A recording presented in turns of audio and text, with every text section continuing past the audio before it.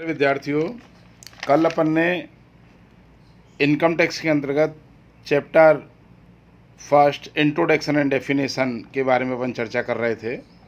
उसमें अपन ने विभिन्न जो टर्मिनोलॉजी थी, आय क्या होती है, करदाता कौन होते हैं, व्यक्ति कौन कौन है जिन पर टैक्स लगाया जाता है, कर निर्धारण वर्ष क्या होता है, गत वर्ष क्या होता है, आय के विभिन्न शीर्षक कौन कौन से हैं जिनमें एक करदाता के आय को बांटा जाता है, और ग्रॉस टोटल इनकम क्या होती है, इन सब के बारे में चर्चा की। आज हम इस चैप्टर का शेष भाग और चर्चा करेंगे। ग्रॉस टोटल इनकम, जो 5 शीर्षक हैं उनकी करयोग्य आय, देखिए हर शीर्षक की सकल आय अलग होती है और करयोग्य आय अलग होती है। हर शीर्षक की सकल आय निकाली जाती है, उस शीर्षक से संबंधित आयकर अधिनियम के अंतर्गत जो डिडक्शन दिए जाते हैं उनको घटाया जाता है। उसके बाद हर शीर्षक की करयोग्य आय ज्ञात की जाती है और 5 शीर्षकों की करयोग्य आय का योग ग्रॉस टोटल इनकम कहलाता है। ऐसी चर्चा कल अपन ने की थी। अब क्या होता है, डिडक्शन 2 प्रकार के होते हैं, एक शीर्षक के डिडक्शन और एक टोटल सकल कुल आय में से दिए जाने वाले डिडक्शन। तो ग्रॉस टोटल इनकम में से चैप्टर 6A के अंतर्गत धारा 80C से लेकर के 80U के अंतर्गत कुछ कटौतियां बताई गई हैं।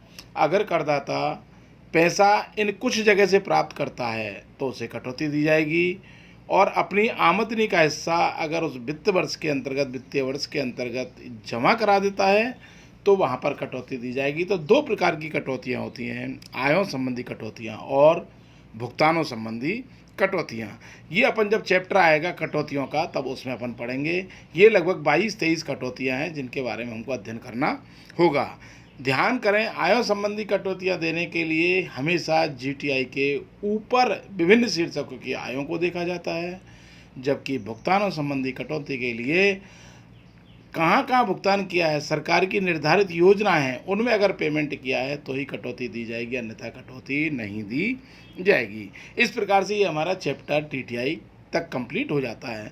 अब ये टोटल टैक्सेबल इनकम किसकी है, इंडिविजुअल की है तो इंडिविजुअल की दरों से गणना की जाएगी, एचयूएफ की है तो एचयूएफ की दरों से गणना की जाएगी, और फर्म की है तो फर्म की तरह से गणना की जाएगी।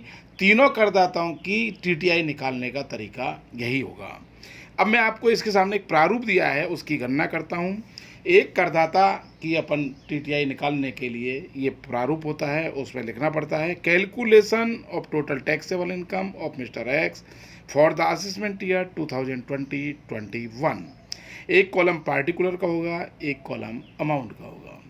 इसके अंतर्गत टैक्सेबल इनकम फ्रॉम सैलरी, सारे सैलरी के प्रावधानों को पढ़ने के बाद जो लास्ट में उसकी करयोग्य आय आएगी उसे यहाँ पर लिखा जाता है।